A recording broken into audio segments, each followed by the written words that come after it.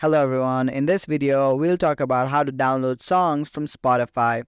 Downloading songs on Spotify might as well be its best feature because you can now download and listen to your favorite songs without having to worry about any kind of network issues.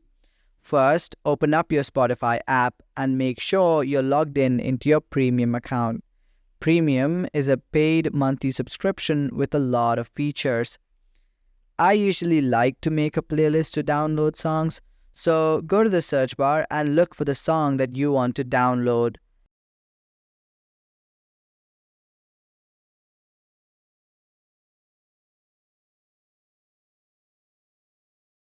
Now add this song to the playlist by clicking on the three dots and naming the playlist anything you want. I'm just gonna call it Songs to Download. Here, after you're done, just click on OK. Now, click on your library and here you'll be able to see a new playlist called Songs for Download. Click on it.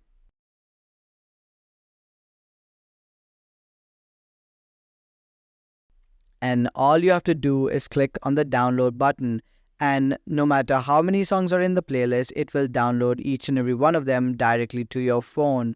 And that's it folks, that's how you download songs from Spotify. Thanks for watching. Bye.